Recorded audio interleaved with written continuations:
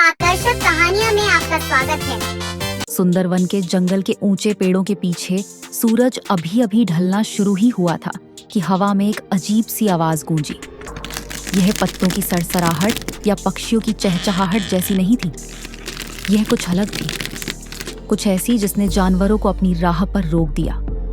मोती, बुद्धिमान बूढ़ा हाथी, अपनी सूंड उठाकर ध्यान से सुनने लगा। शेरू बाघ, जो आमतौर पर निडर रहता था, उसने अपनी आंखें सिकोड़ ली। क्या तुमने कुछ सुना?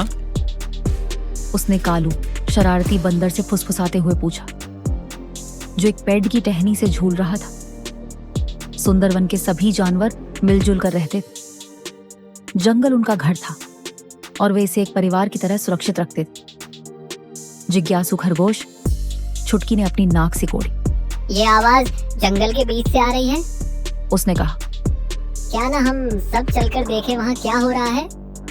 बाकी लोग हिचकिचाए। सुंदरवन के गहरे और घने हिस्सों में शायद ही कभी कोई गया हो। ये रहस्य से भरी जगह थी, जहां कोई नहीं जानता था कि घनी झाड़ियों और पुराने पेड़ों के बीच क्या छिपा है। गोलू, हंसमुख भालू आगे बढ़ा। मैं कहता हूँ कि हमें पता लगाना चाहिए कि वह आवाज किसकी है। अगर कुछ गड़बड़ है तो हमें मदद करनी चाहिए। जानवर सहमत हो गए और साथ मिलकर वे उस अज्ञात आवाज की ओर चल पड़े। जैसे जैसे वे आगे बढ़ते गए, आवाज तेज होती गई। ये एक गहरी गुनगुनाहट वाली आवाज थी, लगभग एक गीत की तरह, लेकिन डरावनी और अजीब। हवा पत्तियों के बीच से सरसराहट कर रही थी, जैसे पेड़ों को रहस्य बता रही हो। जैसे जैसे वे अंदर गए, उन्होंने कुछ ऐसा देखा जिसे देखकर सब चौंक गए। जंगल के बीच में एक चमकती हुई चट्टान खड़ी थी, जो एक नरम नीली रोशनी से चमक रही थी। इससे पहले जानवरों ने ऐसा पहले कभी नहीं देखा था। वह क्या है? छुटकी ने चौंक कर कहा। यह जादुई लग रहा है। कालू, जो हमेशा रोमांच के लिए उत्सुक रहता है, कूदकर उसके करीब गया। शायद ये कोई खजाना है, उसने उत्साह से कहा। लेकिन मोती हाथी ने अपना सिर हिलाया और बोला, मैं इस जंगल में कई सालों से रह रहा हूँ और मैंने कभी ऐसी चीज नहीं देखी। हमें सावधान रहना चाहिए। जैसे ही वे सोच रहे थे कि क्या करें, उनके नीचे की जमीन हिलने लगी। हवा में एक गहरी आवाज गूंजी। मुझे किसने जगाया है? जानवर स्तब्ध रह गए।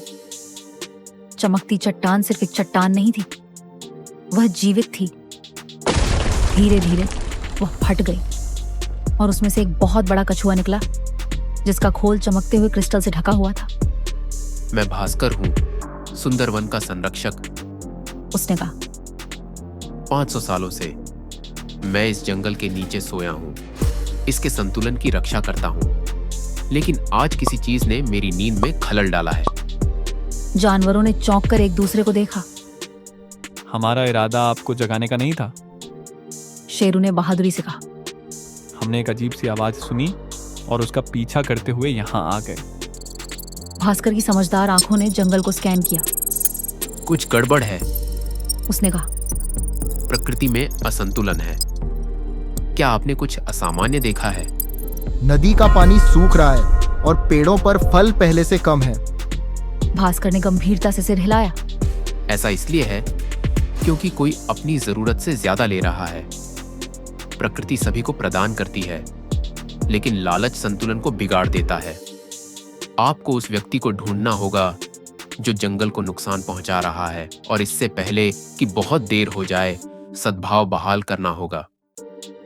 जानवरों को एक नई जिम्मेदारी का एहसास हुआ। उन्हें अपने घर की रक्षा करनी थी। छुटकी ने दृढ़ता से कहा। बहुत देर खोजने के बाद उन्हें एक छिपी हुई जगह मिली, जहां मानव लकड़हारों के एक समूह ने डेरा डाला हुआ था।